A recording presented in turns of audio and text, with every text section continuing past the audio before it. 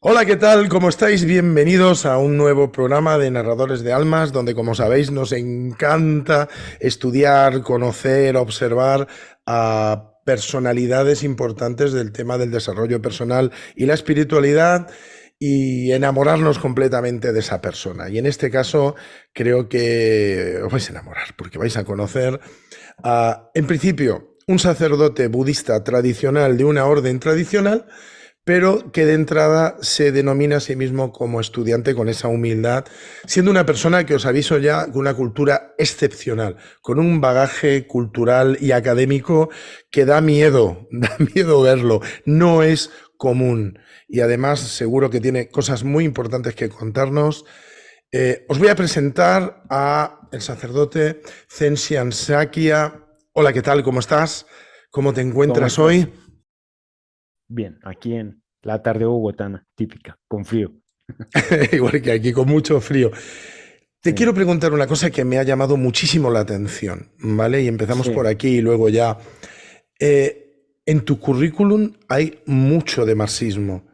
Hay una gran cantidad, has estudiado y has publicado también numerosos ensayos sobre el marxismo, el comunismo.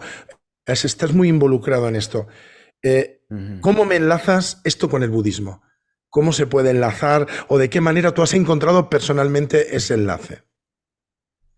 A ver, inicialmente yo alguna vez tomé un proceso educativo con Graham Priest, es un filósofo de una universidad australiana. Él incluso tiene un texto muy bonito que se llama Budismo y Marxismo, una pareja no tan dispareja.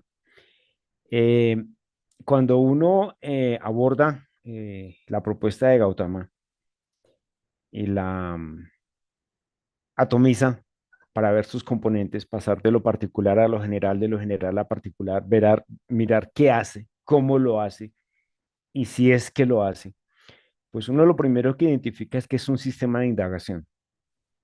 Es un sistema de indagación para operar con la realidad objetiva al momento del impacto sensorial, porque nosotros somos básicamente máquinas de producir consecuencia y todo el tiempo estamos recibiendo información a través de nuestros sentidos. Y esa información la contrastamos con unidades de información que hemos ido tomando de nuestro entorno desde pequeños, porque pues somos producto de las relaciones sociales. El materialismo dialéctico, como tal, también es un sistema de indagación. Obviamente el espectro que cubre es mucho más amplio. El materialismo dialéctico sirve para que tú analices desde una célula, desde una enfermedad como el cáncer, hasta un sistema de producción como el capitalista. Porque al igual que la filosofía de Gautama, se identifica las causas y condiciones que generaron un fenómeno, el que sea que estés investigando, ¿sí? Porque uno siempre hay dos principios, es el punto de vista histórico y el punto de vista global. Gautama, cuando habla de la ley de la condicionalidad, de la ley del origen dependiente, está tocando ambas cosas. Uno no puede tomar un fenómeno y aislarlo del historial previo que tiene, porque si lo aísla del historial previo que tiene, uno no lo está viendo en su totalidad. Está uno viendo simplemente una parte, y si uno está mutilando la realidad objetiva, pues no está haciendo nada, ¿sí? Hay un sutta muy bonito que yo recomiendo mucho, que es el Sutta Kalamas, ¿sí? Es un sutta que nos habla de no creer en nada ni en nadie y comprobar por experiencia real directa. Cuando las personas se acercan a este sutta, que es una de las 5 herramientas de pensamiento que utiliza Gautama, uno encuentra que Gautama habla de que uno no puede creer ni en su inferencia ni en su lógica, y la gente dice, no, pues es que si no puedo creer ni en mi inferencia ni en la lógica, entonces ¿en qué creo? Porque resulta y pasa que si uno no tiene una correcta comprensión sobre lo que sea que esté indagando, pues tampoco va a tener un correcto pensamiento, en consecuencia no va a tener una lógica inferencia correcta. Si yo voy a estudiar álgebra, casos de factorización, necesito una formación previa en matemáticas para poder abordar ese tema y hacer los ejercicios de factorización.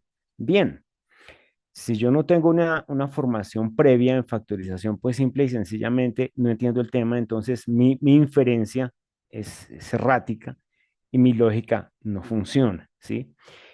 A la gente se le olvida algo, un hecho histórico. Gautama tuvo una formación académica equivalente a la de Alejandro Magno. Mucha gente tiene la idea de que Gautama, pues, iba por ahí y se iluminó. No, estamos hablando de una persona muy calificada, muy calificada. Y si uno aborda los folios y registros fundacionales, que es el Canon Pali, porque lo que te comentaba a ti esta mañana, si uno va a estudiar un tema cualquiera, el que sea, ¿sí? Los libros están es para contrastarlos, no están ni para sobreinterpretarlos, ¿sí? Ni para no interpretarlos, sino contrastarlo y mirar qué sirve. Como cuando tú entras, haz de cuenta que entras a una ferretería.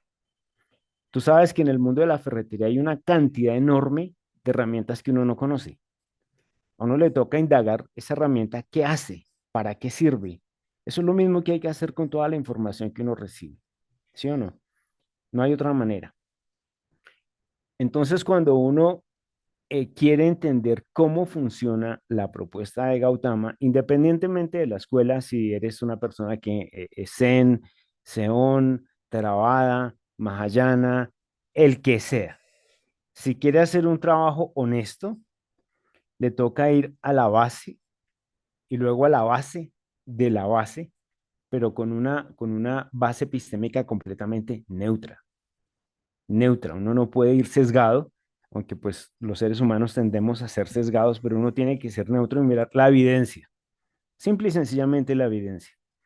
Entonces, si yo, dando un ejemplo, soy Zen y me quedo ahí en ese corral intelectual de leer únicamente a Taisen de Shimaru Rochi, por ejemplo, yo estoy leyendo escultura japonesa.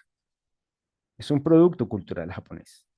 La meditación unifocal llegó al Japón, la reclutó el sistema militar samurái, el servicio militar samurái, y hoy día aún no se licencia. Entonces yo cojo el Canon Pali y empiezo a estudiar las tres canastas, que es lo más cercano que tenemos al maestro fundador, y eso fue 450 años después.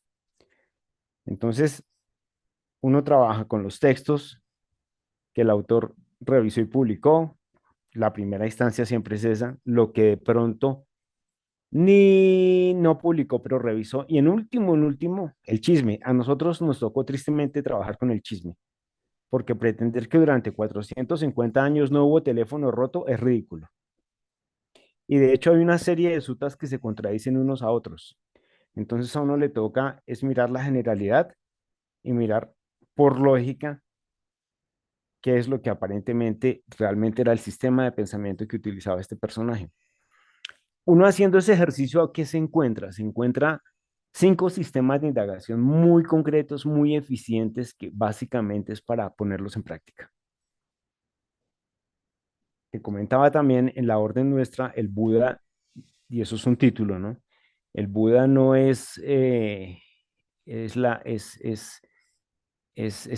es el objetivo, es el punto de partida. Porque la ataraxia, hablándolo en términos griegos, la budeidad, la lucidez, la capacidad de pensar, de razonar, es un derecho de nacimiento que cada ser humano tiene acá y ahora, es nuestra naturaleza. Un halcón no tiene que tomar curso para ser un halcón, él no tiene que ir a tomar un curso de vuelo. Él hace lo que hace porque genéticamente la evolución lo diseñó con su entorno y es un excelente volador. Un tiburón hace lo que hace. Nosotros somos un animal más, evolutivamente hablando. Somos un homínido, ¿sí? Que tiene el pulgar oponible, el encéfalo altamente desarrollado y el caminar erecto. Y producimos artilugios como este aparato con el cual nos estamos comunicando. Esto es un artilugio que nos hemos inventado para que la señal cruce el Atlántico. Imagínate lo que hace la tecnología, ¿no? La señal cruce el Atlántico y tú y yo podamos intercambiar. Pero esa particularidad se llama la capacidad de razonar. Y si nosotros como seres humanos, como animales racionales, no ejercemos esa función, no estamos ejecutando nuestra naturaleza y en ese sentido estamos eh, peor, en inferior condición que un mamífero cualquiera. Y la vida, la existencia, es asunto serio, porque la vida es un proceso de toma de decisiones. Y en la sabana africana uno no puede ponerse Estabas tú cazando el mamut o qué sé yo, y de pronto aparecieron dientes de sable y uno no podía ponerse a echar humo y a decirle, Michi, Michi, Michi. El ancestro nuestro que hizo eso no dejó hijos. Ese no dejó hijos, ¿sí? Entonces, entonces, sí, el que se cruzó el río por donde pensaba que no se podía y se metió ahí y se ahogó, ¿sí? Y realmente cuando uno tiene la experiencia de vivir en la selva, yo hice un trabajo humanitario hace unos años, duré 18 meses en la selva tropical húmeda de mi país. Duré 6 meses viviendo con los indígenas Wiwa y no había, para que se den una idea de lo interno que estaba, para hacer una llamada de la Sierra Nevada de Santa Marta acá a Bogotá, para encontrar señal, solo para encontrar señal me tocaba caminar 22 kilómetros para encontrar señal. Y cuando uno está en la selva, uno no tiene derecho a pensar bobadas, porque uno tiene que estar pendiente todo el tiempo del terreno por el cual está caminando, tiene que estar pendiente del entorno todo el tiempo, porque literalmente todo te quiere matar. Esa es la realidad, la naturaleza, la vida matan, Es ¿sí? pura, pura atención todo el tiempo. Sí, atención plena, o sea, ya los indígenas, ellos nunca han visto un zafú, nunca han visto un sabutón, y sin embargo la atención plena y la lógica que manejan es impresionante porque es que no hay espacio para inventarse tonterías. Madre mía, qué diferencia con la sociedad actual, con lo que estamos Sí, viviendo ahora. Ahora una persona de ahora se encontraría con ese dientes de sable y le diría, mira, ahora no me viene bien esto, ¿eh? O sea, esto ahora mismo me incomoda muchísimo. Esto no es el momento, hombre, que me estás incomodando. Y entonces el diente de sable se lo comería, se lo come, literalmente. claro. Entonces, pues en ese sentido, la filosofía de Gautama lo que sí brinda son las herramientas para que uno no se estrelle tanto, no caiga en tanto ya en conductismo aplicado, esos se llaman es aparatos de captura, no caiga en tantas ideas locas, ¿sí?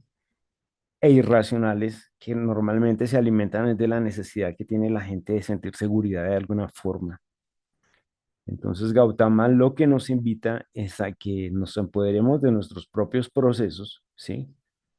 Los identifiquemos y los trabajemos. La tercer canasta del Canon Pali, si bien obviamente uno no la puede contrastar con lo que se conoce a hoy sobre la mente, es un intento que hay que admirar y seguramente fue un equipo de personas.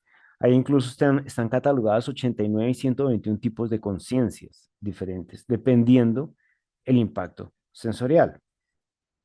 Pero como les explicaba, alguna vez un alumno nuestro nos decía, no, entonces nosotros somos Theravada. Y yo le decía, no, porque es que la diferencia es que para un Theravada el Canon Pali es la Biblia.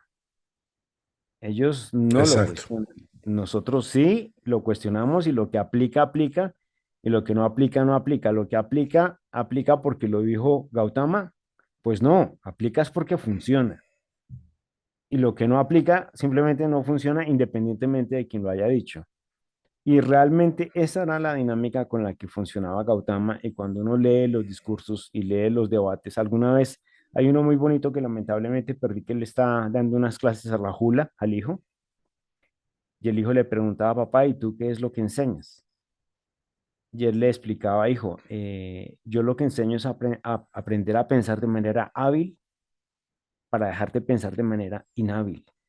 Y le daba una serie de ejemplos y le decía, si tú tomas las decisiones de una manera hábil, seguramente pues te desenvuelves mejor y pones un teatro de vida mucho más amable que si tomas decisiones inhábiles. Y lamentablemente hoy por hoy en el mundo de las mercancías, este sistema se ha especializado en que tomemos decisiones inhábiles, en que seamos emocionalmente inestables, ¿sí? Que todos los días nos levantemos como enfermos, como adictos a buscar las situaciones que nos generan las emociones a las cuales nos volvimos adictos. Entonces salimos a comprar cosas que no necesitamos con plata que no tenemos y para impresionar al vecino que fuera de eso nos cae gordos. O salimos a buscar trago o salimos a buscar sexo. Y lamentablemente ya desde la óptica mía, porque la sociedad de Gautama era muy diferente a esta, sería interesante pensar qué haría Gautama hoy con esta sociedad como está. Ese que este sistema produce es unidades de consumo, no seres humanos. Simple y sencillamente unidades de consumo. Y tú tienes un valor en esta sociedad dependiendo de la capacidad de endeudamiento que tenga.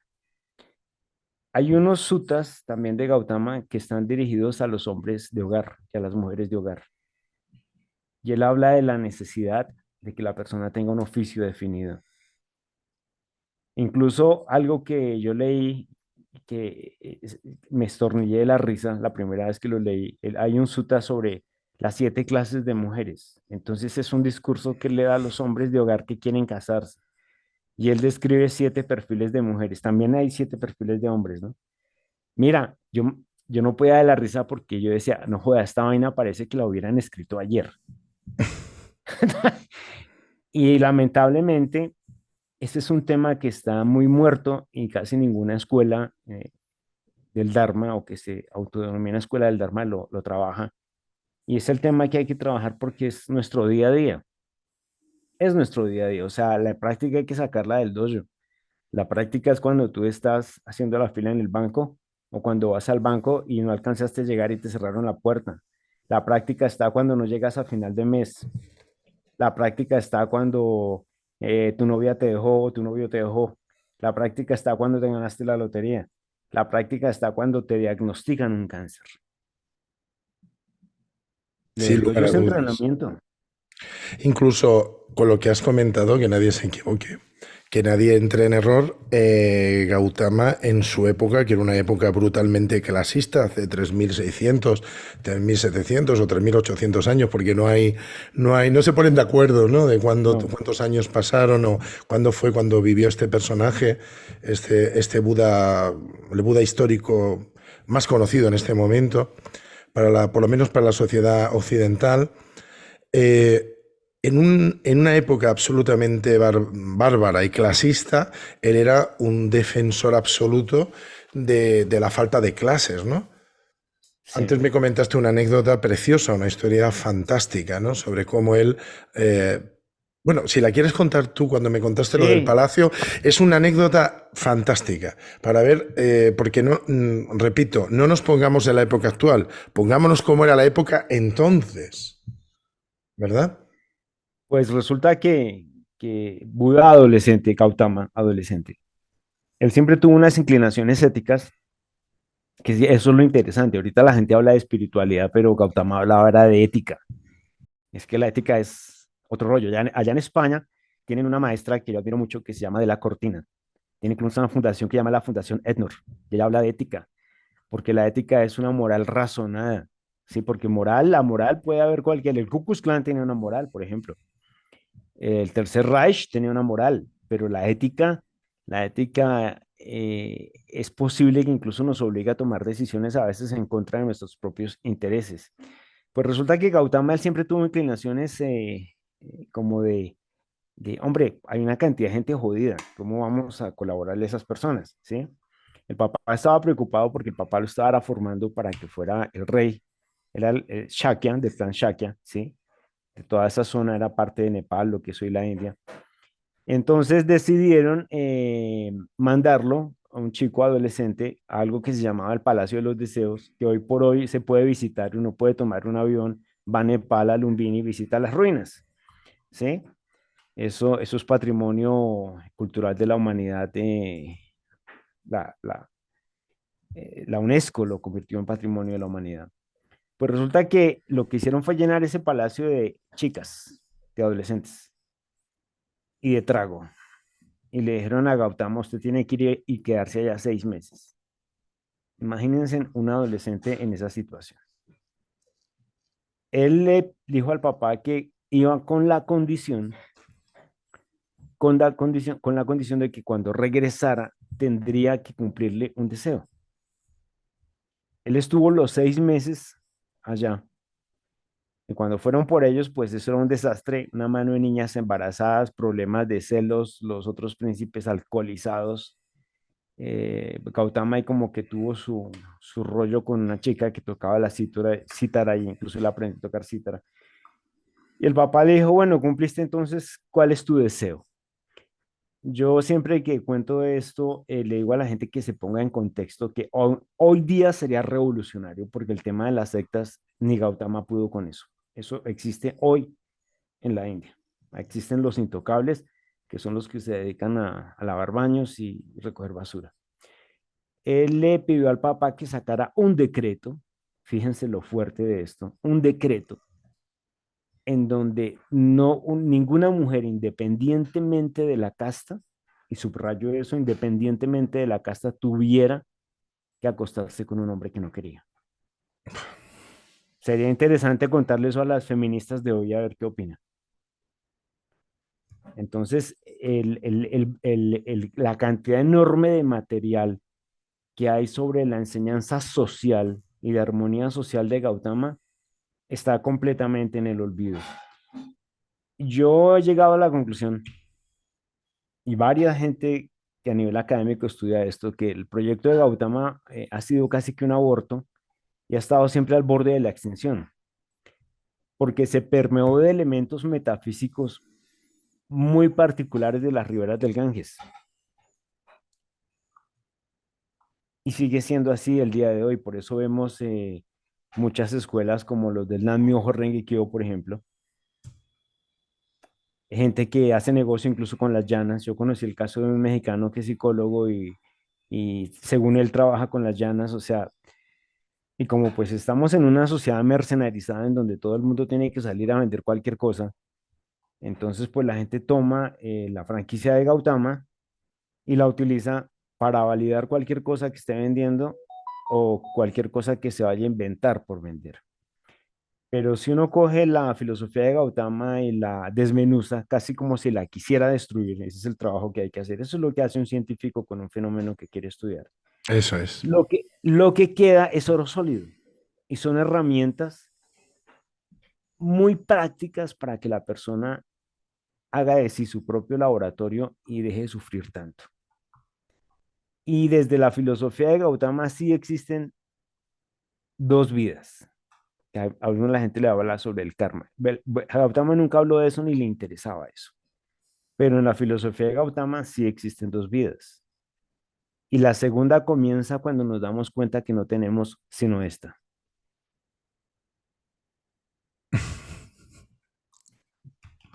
Fantástico. Estoy disfrutando tanto de escucharte. Madre mía, no le hemos dicho a qué orden budista perteneces. A ver, yo en mi ruta, yo estudié con un lama tibetano hace mucho tiempo, con el lama Sultren Tarchim. Tuve una ordenación con él. Tuve tres maestros Zen acá en Colombia. Me dio la ordenación Rey Taile Mort. En el 2011 recibí la ordenación. Y finalmente hice un proceso con la maestra Hortensia de la Torre, ¿sí? Ella obviamente su práctica también maduró, porque es que la práctica no es estática y si la práctica es estática y fosilizada, pues uno tiene que prender las alarmas porque ya dentro de eso un dogma, ya se volvió sectario. Hubo mucho feeling con la maestra, bastante, entonces de hecho cuando me ordené en el 2013 creo que fue eso, yo incluso asumí mi nombre en el Dharma, que incluso tiene un error, porque la maestra al hacer la transliteración lo hizo mal.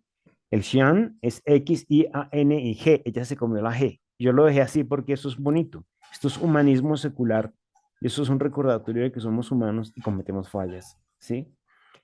Yo asumí ese nombre de manera legal. O sea, mis documentos, mi ID card, pasaporte, todo es ¿Mm? Yen Xian Shakya. Qué interesante. ¿Y quién eras antes de este paso? Pues yo era una persona, yo vengo de una familia católica tradicional, pero siempre fui ateo, realmente. A mí siempre todo eso me pareció cuento chino, porque ese tema de tener amigos imaginarios es complejo, ¿sí o no, Susana? Susana es mi amiga imaginaria y lo sabe todo. Entonces, cuando alguien me lleva a la contraria, yo le pregunto a Susana y le digo, usted está mal porque Susana me está diciendo que eso no es así, ¿no? Eso se llama esquizofrenia. Ahí Susana me está diciendo que yo tengo la razón. Entonces, en la búsqueda, entre comillas, búsqueda, realmente la práctica se estrelló conmigo a través de las artes marciales, porque yo desde pequeño Empecé a entrenar karate Shotokan, luego me pasé al karate Kyokushin y después terminé en Krav Maga. O sea, eso también fue evolucionando. Pero siempre he sido muy amante de la lectura, muy amante de la formación y muy amante de cuestionar lo que yo creo que son las cosas. Cuando uno deja de cuestionar lo que uno cree que son las cosas, perdió. Y la primera vez que leí el Sutta Kalamas, yo dije, esto es. Y cuando la primera vez que entendí que todo es condicional y condicionante, y que la piedra angular, la columna vertebral de la propuesta de Gautama es la ley de la condicionalidad, que todos son causas y condiciones, es que nomás con que una persona entienda eso, no tiene que hacer nada más, con que entienda que todo es causal y condicionante, con que entienda que la situación en la que sea que se encuentra no puede ser diferente, porque es como las matemáticas, ¿sí? Uno puede, si quiere, tomar la ruta de ignorar la realidad, pero la consecuencia de ignorar la realidad no le puede hacer el quite. A mí una vez en Facebook, porque nosotros nuestra orden no es bienvenida en muchos grupos de budismo precisamente porque los grupos de budismo han degenerado en sectas, son religiones, son súper sectarios y no aceptan ningún cuestionamiento. El cuestionamiento siempre fue también piedra angular de los debates de Gautama. Y si uno quiere ser coherente con la filosofía de Gautama, tiene que estar dispuesto a cuestionar y a mirar la evidencia. Alguna vez alguien me decía que me cuestionaba el tema de que la realidad es una cosa. Y mire, yo le decía, si usted no cree en la atracción de gravedad descubierta por Newton, tírese de un 10.º piso. Y pues Facebook me suspendió como 3 meses por eso. Pero es así, hombre, si usted no cree en la ley de gravedad, pues dice en un 10.º piso. Uno puede ser todo lo relativista que quiera, pero le tiran un ladrillo y uno se quita. Y tanto la filosofía de Gautama como el materialismo dialéctico parten es a trabajar desde lo observable, desde las cosas tal cual están. Y el cerebro, evolutivamente hablando, se diseñó fue para operar con la realidad objetiva. Él no está diseñado para operar con ninguna otra cosa. Él interpreta, representa y reconstruye. Y la definición que Gautama hacía de una persona, ¿cuál era?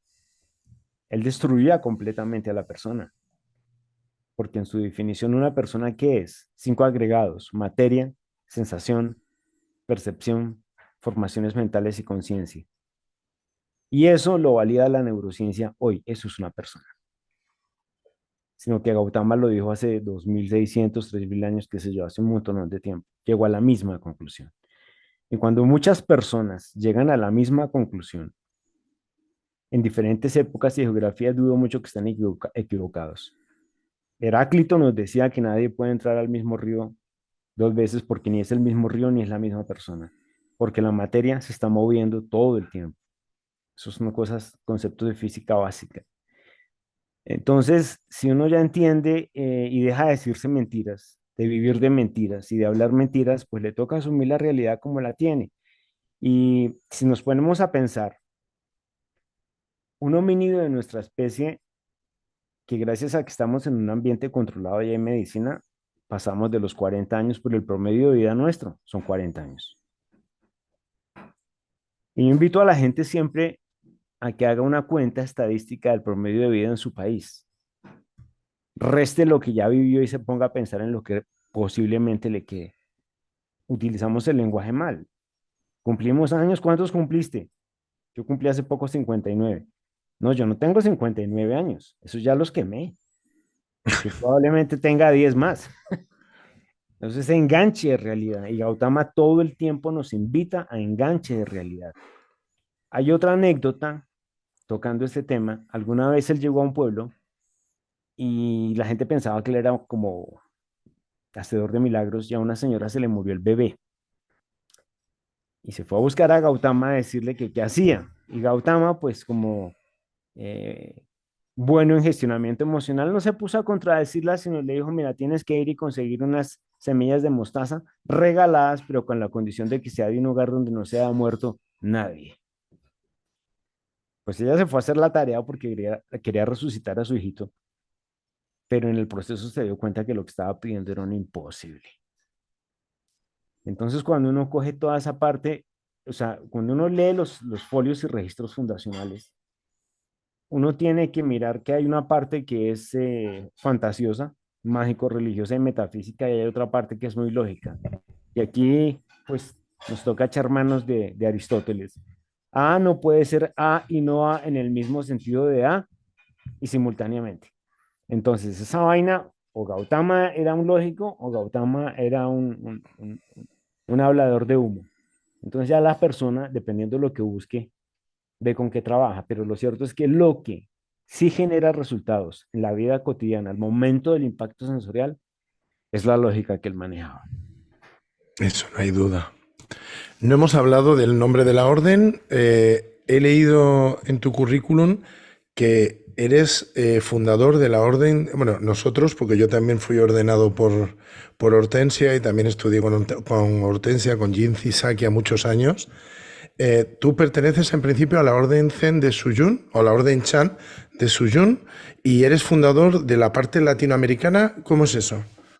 Si nosotros aquí fundamos la Orden Suyun Budismo Chance en Latinoamérica, es una fundación, no, porque aquí, por ejemplo, hay tres escuelas y todas están cobijadas, es por el asuntos religiosos del Ministerio del Interior y los estatutos que manejan no son diferentes a los de una iglesia pentecostal. Y de hecho, es Iglesia Budista Camino del Dharma, Iglesia Budista Sotosén de Colombia, Iglesia Budista no sé qué cosas tibetana. Entonces son es iglesias. Eso no es coherente, eso no es nada coherente con la filosofía de Gautama. Entonces uno tiene que ser riguroso y transparente, como decía la maestra. Es por eso que nosotros somos fundación. Y no ha sido fácil porque lamentablemente este tema del Buda, y aquí pues me perdonarán las personas lo honesto, lamentablemente es un atractor de hippies impresionante. Entonces llega gente buscando cómo disociarse de la realidad, cómo escaparse de la realidad, cómo validar X o Y cosa que están vendiendo y cuando uno les dice aquí el tema no es así, pues hasta ahí, como decimos acá en Colombia, ahí tuerce el rabo la marrana y salen corriendo. Y es más, con mostrarte un ejemplo de las cosas que han sucedido en el desarrollo de este proyecto. Alguna vez se acercó un señor con una memoria espectacular y él hizo el proceso, presentó los exámenes y todo parecía bien. Cuando ya recibió su ordenación, literalmente se enloqueció, empezó a hacer matrimonios, empezó a hablar de que veía a los asuras, a los petas, y ya cuando nos pusimos a indagar, resulta que este señor había sido pastor evangélico toda su vida y lo que hizo fue cambiar el aviso y por eso tenía tan buena memoria y entonces se aprendió sutas de corrido y ese es el tipo de personajes que han llegado a la orden y pues lamentablemente pues toca purgarlos, porque uno tiene que ser buen portero, ¿sí? Y ese problema que tenemos nosotros, que afortunadamente se ha manejado, ese problema lo tuvo Gautama hace 2600 años, exactamente igual. Y es el problema, a mí la maestra alguna vez me lo decía, es el problema que siempre ha tenido la propuesta de Gautama. Siempre la han subsumido sistemas de pensamiento mágico religiosos, fantasiosos, y como la gente no tiene, si hoy por hoy teniendo la información que tienen, caen redondos en una cantidad de cuentos chinos, pues antes con mayor razón. Y decirle a una persona que asuma su realidad, que se sostenga en sus propios talones, respire por su propia nariz y que no tiene a quien quejarse porque está como está por las decisiones estúpidas que tomó, pues es durísimo para la mayoría de la gente. Eso es quitarles el piso. Y que la persona entienda que si está respirando y está viva, está expuesta a que le pase prácticamente cualquier cosa, pues también es durísimo para la gente. Y la gente busca es un sentido de supervivencia que no lo brinda la filosofía de Gautama. O sea, si la persona está buscando poderes supranormales, hacer méritos para renacer, qué sé yo, eh, aquí hay una actriz muy famosa haciendo el perrito de Amparo Grisales o de la chica esta colombiana que está haciendo ahorita en Netflix una serie, ¿cómo es que se llama ella? La Toti Vergara, pues no, no, le tocó buscar otra cosa. Y ese ha sido el mayor obstáculo que nuestra orden tiene, pero aún así ya está en 5 países. El grupo más fuerte es el de México. Es gente que se acercó de una manera muy seria. Somos interdisciplinarios. Acá no hay ni vacas ni textos sagrados. Lo que funciona, funciona y lo que no funciona, no funciona. ¿Sí? Y de hecho, hoy por hoy formarse es muy fácil. Del background que tú comentabas, todos esos son procesos de educación continua. ¿Sí? Eh, Un proceso de educación continua es muy puntual sobre una materia en particular. Una persona quiere estudiar, por decir algo, el tema de las cadenas musculares. Entonces encuentra una universidad que en anatomía le hablan de cadenas musculares 6 meses, ¿sí? Eso es muy bueno porque uno cuando tiene una información general de cómo funcionan realmente las cosas, pues aún más entiende el tema de Gautama. Yo te comentaba esta mañana que de las psicoterapias de tercera generación que existen hoy, que tienen pruebas clínicas, solo hay dos. La TREC, que es la terapia racional emotivo-conductual de Albert Ellis, que se fundamenta mucho en el tema estoico.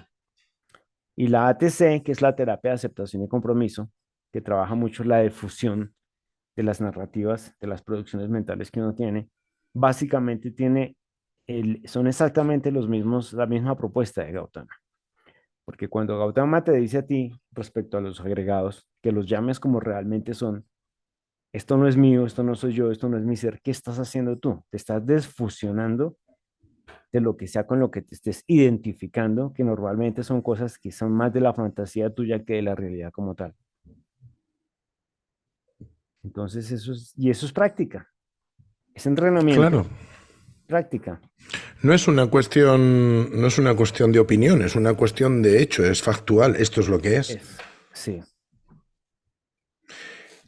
Si una persona quiere acercarse a ti o acercarse a la orden para estudiar y demás, ¿tenéis una enseñanza arreglada? ¿Tenéis una manera de... ¿Tenéis estudios de alguna forma? ¿Cómo una persona que esté viendo este vídeo y diga, uy, pues me gustaría muchísimo acercarme con esta sinceridad y con este pragmatismo y ver, ¿no? Intentar estudiar con vosotros, ¿cómo lo hace? ¿Tú tienes alumnos, das cursos? A ver, yo no tengo alumnos directamente hace mucho tiempo, porque los alumnos los tienen, son otros maestros del Dharma, todos los maestros de la orden, nuestra gente muy calificada, muy, muy consagrada al tema, ¿sí? Cuando la persona se acerca, hay un link, hay una página, puede llamar, preguntar, seguramente alguien la va a contactar. La persona va a tener un responsable. Por ejemplo, María va a estudiar con el maestro Juan, por decir algo. Pero María técnicamente realmente es alumna desde la orden. Esto no es capricho porque también nosotros estamos rescatando el sistema pedagógico de Gautama. Gautama enseñaba en grupo, utilizaba mucho el debate. El debate, la argumentación, es la mejor herramienta para encontrar la verdad, pero hoy por hoy nadie le interesa eso. La gente termina insultándote porque si no tienen argumentos y le cuesta mucho trabajo cuestionar su sistema de creencias. Gautama, él enseñaba en grupo. De hecho, cuando murió, él no dejó maestro designado. Él simplemente le dijo a sus alumnos, ahí les dejo la enseñanza. O sea, la información. ¿Mm? Nosotros funcionamos igual y una mente colectiva es mucho más eficiente que una mente individual. Es mucho mejor que una persona se esté formando y tenga acceso a diferentes maestros de diferentes países, sí, con diferentes experiencias. Y siguiendo la tradición de la maestra Hortensia, nosotros cuando nos hacen una pregunta muy puntual sobre los agregados, pero que cómo actualizo eso, por ejemplo. Yo a la persona le digo, ¿sabe qué? Le toca leer El cerebro y el mito del yo de Rodolfo Ginás. Que haga un ensayo. Sí, así de simple. Entonces, porque es la mejor manera de aprender. ¿Mm? No entiende, no entiende que la lógica de las cuatro esquinas, pues le toca leerse, ahí le tocó leer a Lenin, que le explica muy bien. El materialismo dialéctico maneja lo mismo. Entonces, sí, por eso somos muy interdisciplinarios, pero el objetivo realmente como tal es que la persona logre articular esa información y se vuelva eficiente en su vida cotidiana. porque el curso de pendejos lo hacemos todos.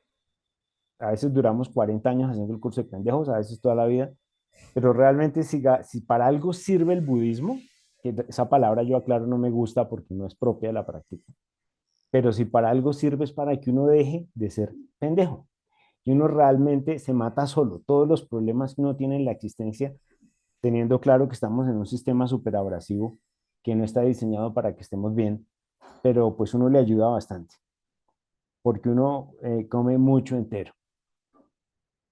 A mí me gusta pensar que el primer discurso de Gautama no fue con sus discípulos. De hecho, el primer discurso él alguna vez, cuando ya entendió cómo funcionaban las cosas, encontró a alguien en el camino, a una zeta, y le dijo a la zeta, yo ya sé cómo son las cosas. Y la zeta le dijo, puede ser, no le paró bolas, no le copió, puede ser. A mí me gusta mucho recordar eso. Y Gautama también cometía errores. Hay un sutta, que por ahí lo tengo, que es un sutta intocable y casi nadie lo menciona, donde él fue responsable de un suicidio en masa, porque él se fue Madre mía, esto a no un lo he pueblo, escuchado nunca, ¿eh? Reconozco que esto no lo he oído jamás.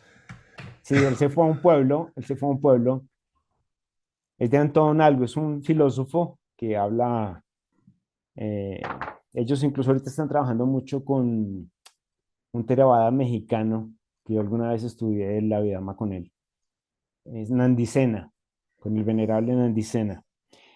Pero entonces, obviamente, a un Theravada no le gusta hablar de esto. A mí sí me gusta hablar de esto porque esto muestra que nosotros estamos hablando de humanismo secular, ¿sí? Y el Buda o Gautama, pues también cometía errores porque era una persona común y corriente, lúcida, pero pues era una persona. Esto es del Sanguttara Nikaya, 54 Velasi Sutta, discurso en Velasi. Habla de cómo la meditación en las asquerosidades, Asuba, llevó a un grupo de monjes al suicidio y homicidio, y por qué entonces la concentración a través de la atención consciente en la respiración, Anapanasati Samadhi, es más recomendable. Pues resulta que él, para que la gente se defusionara de identificarse con el cuerpo, los puso a meditar en las asquerosidades del cuerpo, pero entonces Gautama la embarró porque pues seguramente no hizo un diagnóstico de la capacidad intelectual de las personas con las cuales estaba hablando. Y pues él se fue a meditar. Y cuando regresó le dice, Ananda, al primo, Ananda, yo noto esta shanga como reducida. ¿Qué pasó? Le dice, no, es que ellos quedaron tan impresionados con las asquerosidades del cuerpo que sacaron el cuchillo y lo utilizaron contra otros y contra ellos mismos. O sea, Madre mía. Gautama, Gautama fue responsable de un suicidio en masa parecido al de la Guyana, aquí en Sudamérica en el 78, de ese pastor cristiano que hizo suicidar 900 y piola de personas. Pero entonces esto es bonito. ¿Por qué digo que esto es bonito? Conocer esto. Hay que conocer lo bueno, lo malo y lo feo. Porque los textos no es para glorificarlos, para sobreinterpretarlos, sino para ver lo que es. Gautama era un pensador no diferente a los que produjo los jonios griegos, no diferente, y pues cometía errores. ¿Por qué es bonito saber eso? Porque nos pone en el mismo nivel de humanidad, de humanidad. Partimos desde lo humano y regresamos hacia lo humano. Somos un animal más del planeta que tiene la capacidad de modificar la materia, de hacer artilugios y de gestionar su vida, ¿sí? Que eso se ha perdido. A nosotros nos han homogenizado el sistema de pensamiento, todos pensamos igual y la gente cree que la vida es la Coca-Cola y, y no tienen realmente idea de las cosas que están pasando y cómo están pasando, porque pues realmente este sistema, como te decía, forma sus unidades de consumo. Hay una cosa curiosa, hablando del Sutacalamas. Yo soy muy amigo de Daryl McNabb Costa. Daryl McNabb Costa es un filósofo gringo que es investigador de filosofía en la universidad. Él trabajaba porque ya se jubiló en la Universidad Veracruzana en México. Un día él vino a Colombia hace unos años y estábamos en desarrollo de este proyecto. Él me ayudó mucho en muchos temas con eso. Él me decía, ¿a ti no te parece increíble que en pleno siglo XXI, si tú quieres aprender a pensar de manera crítica, racional y ordenada, cosa que hacía el Buda hace 2600 años, cosa que hacían los griegos, cosa que hacía Confucio, ¿sí? No existe. Y fíjate que si tú vas a buscar algo, un curso sobre pensamiento en crítico, en español aquí en América Latina no existen sino dos. Uno que desarrolló Dari Magnap Costa, que incluso yo lo tengo en uno de los canales que tengo, y el otro es del Politécnico de Monterrey. Pero es algo que no le enseñan a la gente. Eh, Nosotros como fundación una vez hicimos un TEDx como a 3000 personas y nadie lo pasó. Les preguntábamos, usted tiene al frente dos libros A y B, misma editorial, pasta dura, igual de gordos. Supongamos que son libros de ciencia, pero son temas que usted no conoce. Y sí o sí va a tener que invertir tiempo neuronal para leer cualquiera de los dos libros. Tiene que leer uno sí o sí. ¿Qué hace para saber cuál lee? ¿Cómo filtra? Te cuento que esa pregunta se le hizo a mucha gente y todo el mundo la perdió. Y el tema lo resolvió Gautama hace 2600 años. ¿Qué es lo que uno hace? Uno mira cuál fue el proceso que se utilizó para llegar a las conclusiones de cualquiera de los dos libros. Y se encuentra que un proceso fue la observación de un fenómeno públicamente observable, de una hipótesis de las causas y condiciones que generaban ese fenómeno, de una predicción de lo que podría pasar si esas causas y condiciones se modifican, y de un laboratorio que nos confirma o no nuestra hipótesis. Ese es el libro que leo. Y eso les cuento, no es otra cosa que las cuatro nobles verdades, lo que acabo de utilizar. Las que no, incluso Sí. tendría que leer, entiendo yo que tendría que leer los dos libros para poder diferenciar y saber cuál es el que tiene un proceso común y universal, ¿no? No averiguas, no puedes leer sino uno, averiguas cuál fue el proceso de indagación que se utilizó para llegar a las conclusiones consignadas en cada libro. Solo el que utilizó el método científico es el que tiene Eso es. conclusiones serias. Lo demás es humo, lo demás es humo. Y lamentablemente estamos hoy por hoy, yo a veces me pongo a pensar, Gautama, ¿qué haría con una sociedad tan enajenada? Porque la gente, eh, yo te pongo un ejemplo de un pensador español excelente que me gusta muchísimo, Séneca. Si nosotros nos metiéramos en una máquina del tiempo y habláramos con una ama de casa vecina de Séneca que en toda su vida no tiene la información que tiene un diario de domingo de cualquier ciudad del mundo hoy, nos encontrábamos que ella tenía muchísimo más sentido común que cualquier universitario hoy, porque de eso se trata, es sentido común, sentido común. Entonces, pues la invitación es eso. Hay que estudiar la filosofía de Gautama. Y la filosofía de Gautama es consecuencia de llegar a la base de la base, desbaratarla y mirar qué funciona y qué no funciona. Y como les digo, eso se hace sin miedo porque lo que queda es oro sólido. Porque de lo contrario, yo tengo un amigo, es otro monje Theravada mexicano, él le daba charlas sobre la Abhidhamma y él presentaba el Abhidhamma como si eso fuera ciencia y como si todo lo que estuviera en el Abhidhamma aplicara. Y yo un día le dije con mucho cariño, con mucho afecto y mucho respeto y mucho cariño, pero pues como que no lo tomó muy bien porque no me volvió a hablar. Yo le dije, mira, tú estás de buenas de que en los programas que tú haces no ha entrado un biólogo o un físico al que le importe el tema de Gautama un carajo, porque si eso pasa, te hacen dos preguntas y te parten. Porque tú estás presentando la tercera canasta del Canon Pali como si fuera ciencia. Y sí, fue un buen intento. De hecho, yo creo que aún el 5% de lo que está ahí aplica, pero estás diciendo mentiras. Entonces, ¿qué coherencia tiene con la filosofía de Gautama el que yo para ganar una audiencia me ponga a decirles lo que quieren escuchar? Hay que Por tener otro lado, muchísima honestidad para eso. te cuento alguna vez la Universidad Javeriana aquí en Bogotá. me invitó a una charla que dio un monje Theravada, muy aterrizado. Yo creo que él era de la escuela de este tailandés que empezó a aterrizar el tema. ¿Cómo es que se llama? Se me fue el nombre ahorita. El tailandés que comentamos. Buddhadasa Bhikkhu, ¿puede Buda ser? Vasabico, yo creo que es de la misma O, escuela. No, no, o Buda Bhikkhu, Vasabico. O Bhikkhu Bodhi, que es su, ¿no? Bodhi Bhikkhu, que es su alumno.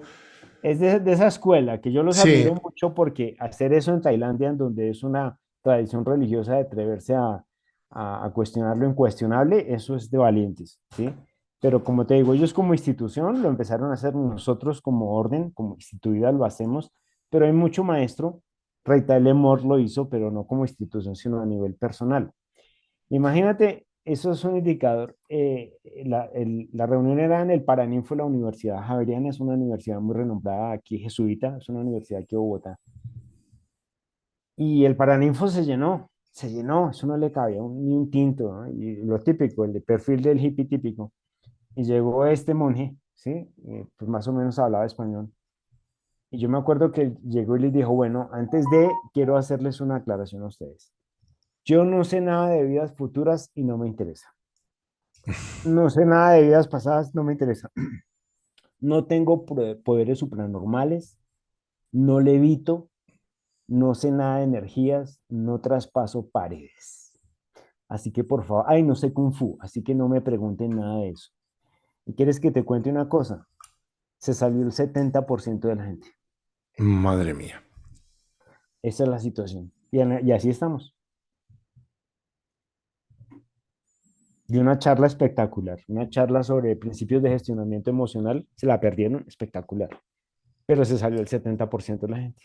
¿Qué es lo que más hace? Es lo que más falta hace en esta sociedad de ahora, de la cancelación, de la sensibilidad extrema, del hecho de darle esa importancia a mi pensamiento y me has ofendido. Esto que estamos viviendo ahora parece una locura, ¿no? Me encantaría que Gautama o algún maestro así pudiera...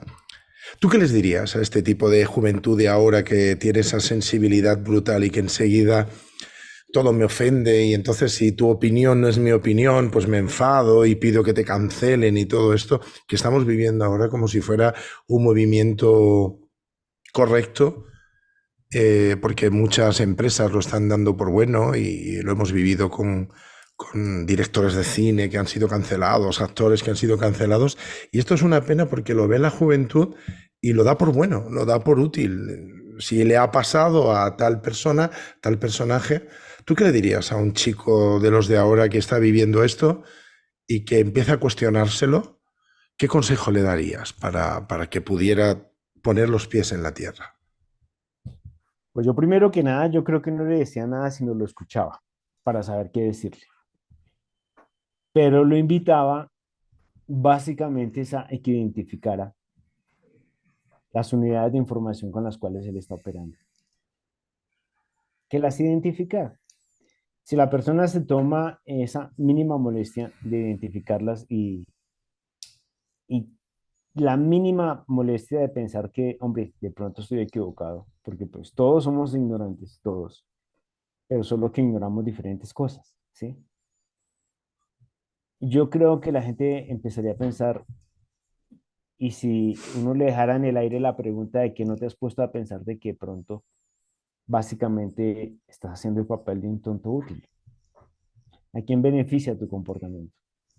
Esa pregunta, ¿a quién beneficia es clave? ¿A quién beneficia tu comportamiento? Lo que tú crees, ¿a quién beneficia? ¿Por qué lo haces? Aquí toca echar mucha mano de Sócrates, aunque Gautama también tenía bastante de eso. Llevar una vida vigilada. Una vida que vale la pena vivir es una vida vigilada. Que uno tiene que estar dispuesto a renunciar a su sistema de creencias por querido que lo tenga, sino que nosotros, la otra también es que los muchachos hoy por hoy, ellos no tienen modelos a seguir. Te cuento, te voy a compartir de pronto, más tarde te lo envío por WhatsApp, unas notas que hice en la sierra cuando estuve con los indígenas, eso fue hace como 5 años. Una cosa curiosa, allá no existe el adolescente. A mí me gustó confirmar eso porque yo lo había leído, tuve una antropóloga que mencionaba esa experiencia, pero pues yo lo confirmé. O sea, existen muchachos y niñas de esta edad, pero el adolescente que vivimos nosotros, eso no existe allá. El niño berrinchoso que se tira al piso tampoco existe. Y esta es la mejor, el amor romántico tampoco. Allá a nadie sufre de tusa, a nadie le dan mariposas en el estómago. Tú llegas a esa comunidad y de pronto una indígena ve tus habilidades. Ella lo primero que mira es tus habilidades. Y de pronto te dice, yo creo que tus habilidades y las mías pueden hacer buen equipo.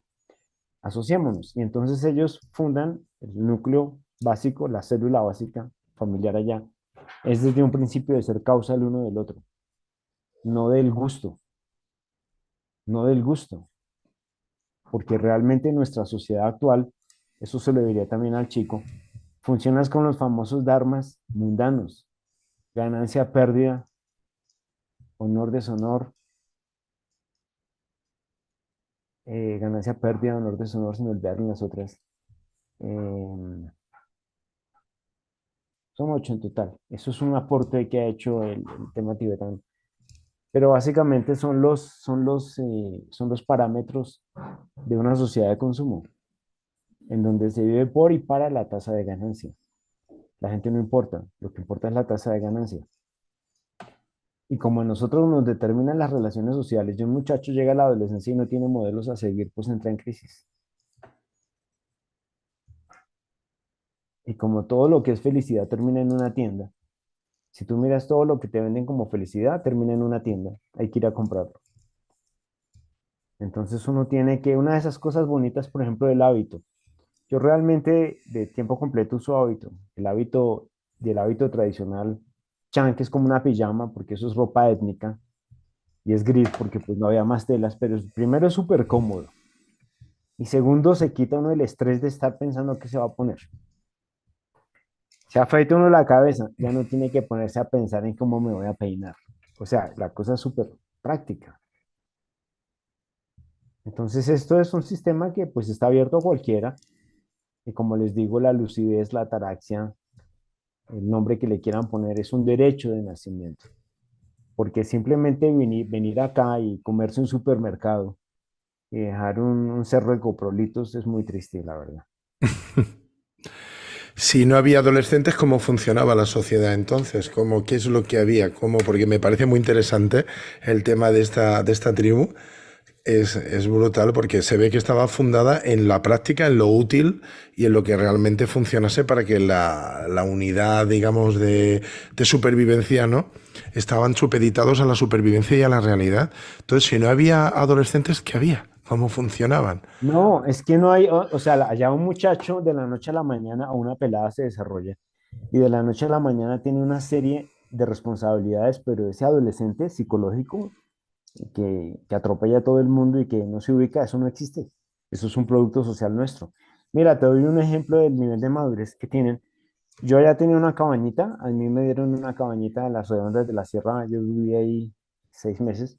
Una vez un chico que yo creo que tendría unos 12 años, llegó a caballo por la mañana y me dijo, señor Jen, ¿usted tiene minutos? Y yo le dije, pues no, ahorita no tengo minutos, pero dime en qué te puedo ayudar. Y él se llegó y me miró como que mira a alguien que, gracias, y se fue. Como a las 3 de la tarde volvió venía otra vez en el caballo, pero estaba empapado en sangre, lleno de sangre. ¿Quién es usted? Y yo me pregunté, ¿qué pasó? Y me dice, no, señor Jen, es que yo soy el responsable, y utilizó esa palabra, yo soy el responsable de cuidar el ganado y un toro se fue por un barranco y se murió. Y pues me tocó arreglar el toro. Imagínate un pelado de 11 años arregló el toro, o sea, lo desmembró y lo guardó. Ese nivel de responsabilidad, a eso me refiero, que no, ese adolescente absurdo que maltrata a los papás, que no, aparte que allá no educa solo papá y mamá, ¿no? Allá educas todo el grupo. Allá tú los hijos de una pareja son hijos de todo el grupo. Cuando una pareja se casa, ellos, toda la comunidad les fabrica la casa en 2 semanas. O sea, no se hipotecan 20 años y no tienen que ir a ninguna ferretería. ¿Sí? En 2 semanas ya tienen su casa, ¿sí? Y son muy lógicos para pensar. Una anécdota, alguna vez llegaron un poco de europeos a esa zona indígena que de hecho tuvieron que haber entrado ilegalmente porque para entrar ahí toca con muchos permisos. Y llegaron con el cuento de que les pusieran una manillita que usan en la sierra que le llaman aseguranza. Es una manilla, ¿sí? De pita. Y que el mamo, que por favor mamo, que había varios de Dinamarca, Alemania, del norte de Europa, que nos ponga la manilla. Yo creo que este es el momento en que no se la han quitado. Y incluso le dieron unos dólares al mamo que yo creo que ya se pudrieron porque ya la plata no sirve para nada. Yo en 18 meses que estuve en la sierra no gasté un peso.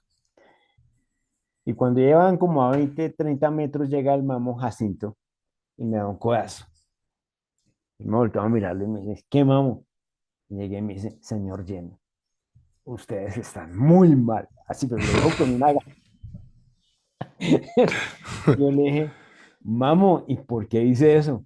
Y dice, es que a ustedes les gusta hablar mentiras, vivir de mentiras y que les digan mentiras. Una pita de cuándo acá lo va a proteger a usted de qué. Claro. Sí, pero los que se la llevaron puesta juran que se llevaron el poder de la sierra, el Kamehameha, y así estamos, así estamos. Entonces, y ya la realidad de por sí es muy bonita. Yo invito a la gente que se alfabetice un poquito en ciencias. Por ahí está la serie de Cosmos de Carl Sagan, si les da presa leer el libro, ¿sí? Eh, Vean Cosmos de Carl Sagan.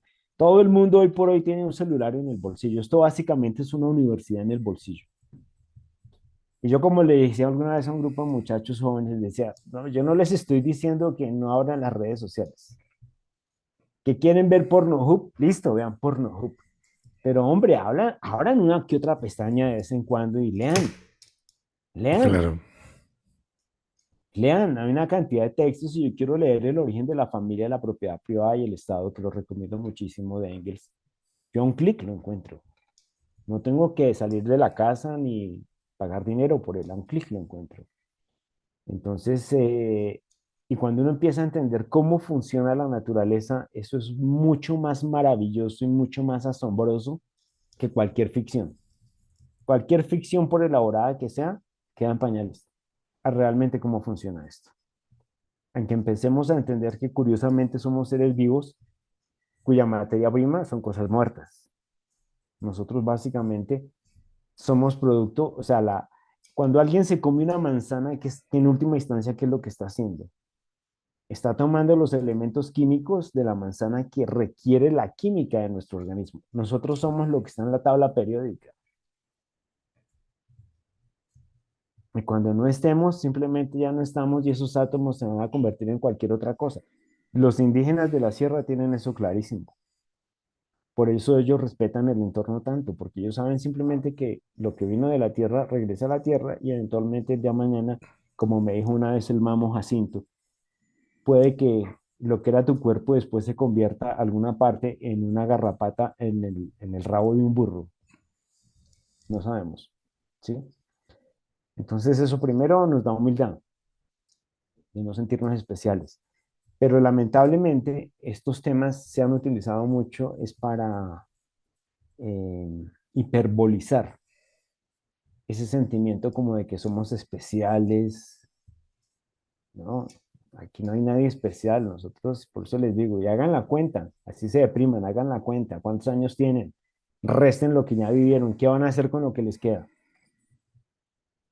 ¿Qué otra pregunta que le tiro a la gente que escuche esto? Imagínese en peloto en un desierto y hágase una pregunta, ¿de qué trato mi vida? ¿De qué trata tu vida? La mayoría de la gente se asusta porque se da cuenta que solo se dedicó a comprar y vender, no se cultivó. Y como decían los griegos, ya para cerrar, lo único que tú realmente tienes es lo que puedes salvar en un naufragio. ¿Y qué es? Tu mente, lo Exacto. cultivada o amueblada que esté. Eso también nos lo decía Gautama. Hay que poner la mente en orden. Hay que poner la mente en orden. Tenemos que tener una mente cultivada. Y eso está al alcance de cualquiera. Está aquí, ahora mismo. Es poner la Es, tecnología al servicio de la persona, no la persona sí, al servicio de la de tecnología. la tecnología. Sí.